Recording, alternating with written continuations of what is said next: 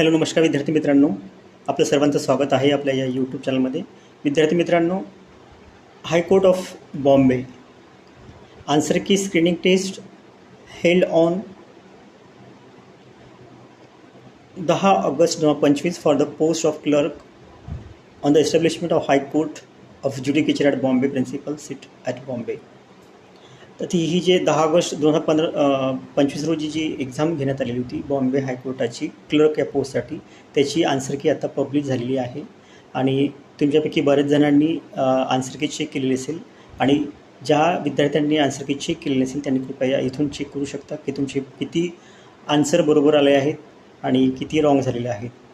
तर हे टोटल 90 प्रश्नाची परीक्षा घेण्यात आलेली होती.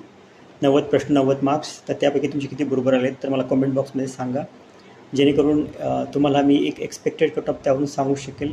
कारण बरेच विद्यार्थ्यांनी मला फोन मेसेज करून विचारलं की सर माझा हा स्कोर आहे. तर आणि एक काय कट ऑफ असेल, तुम्ही एक व्हिडिओ जर बनवला तर आमच्यासाठी फायदेशीर ठरेल, त्यासाठी हा व्हिडिओ मी बनवत आहे. तर ज्या विद्यार्थ्यांनी आन्सर की चेक केली असेल त्यांनी चेक करावी, आणि तुम्ही जर या चॅनलवर नवीन असेल तर कृपया चॅनलला सबस्क्राईब करा, जेणेकरून असेच नवीन नवीन व्हिडिओ तुमच्यासाठी मी घेऊ. तर बघा, हे क्वेश्चन नंबर आहे, आणि ज्याचं ABCD तुमच्या ह्या सिरीजपैकी कोणती सिरीज असेल त्या सिरीजनुसार तुम्ही तुमचे आन्सर चेक करा. तर बघा, मी स्लोली स्क्रोलिंग करते, तुम्ही तुमचे आन्सर पॉज करून चेक करू शकता.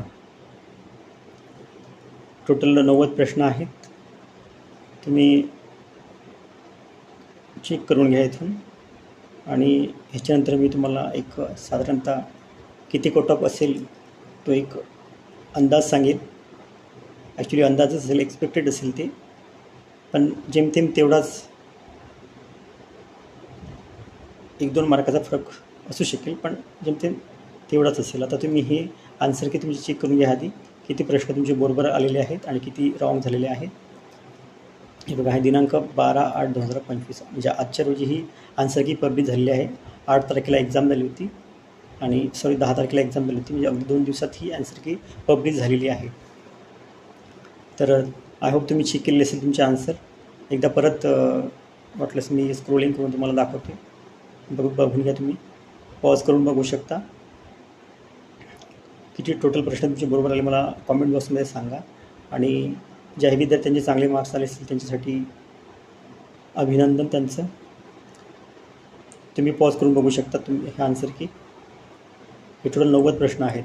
तर विद्यार्थी मित्रांनो, बरेच विद्यार्थी आहेत ज्यांचे चांगले मार्क्स आलेले आहेत, कारण पेपरची काठिण्य पातळी अशी काही हार्ड नव्हती, अगदी इझी होती. इझी टू मॉडरेट पेपर होता हा, त्यामुळे याची कट ऑफसुद्धा हाय जाण्याचे जास्तीत जास्त चान्सेस आहेत. कमी कट ऑफ नाही लागू शकणार हा, कारण बरेच विद्यार्थ्यांनी एक्झाम दिलेली आहे. आणि 90 प्रश्न 90 मार्क्स. तर ह्यापैकी तुमचे किती बरोबर आहेत ते मला तुम्ही कॉमेंट बॉक्समध्ये सांगा. तरी पण मी एक अंदाजित काय कट ऑफ लागू शकेल हे तुम्हाला सांगतो. तर बघा, 90 प्रश्नापैकी ज्याही विद्यार्थ्यांचे, मुलगा मुलगी कोणीही असो, ज्याही विद्यार्थ्यांचे 90 पैकी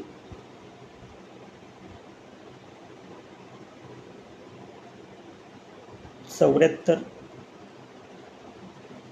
ते 78 ज्याही विद्यार्थ्यांचे ह्या दरम्यान आहेत.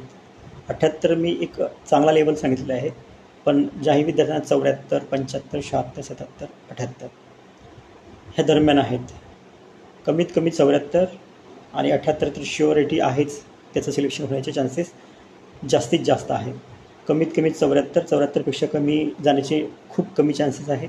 त्यासाठी मी एक साधारण अंदाज सांगितला की एक कमीत कमी 74 ज्याही मुलांना 74 मार्क्स पडलेले आहेत, कमीत कमी 74 आणि 74 ते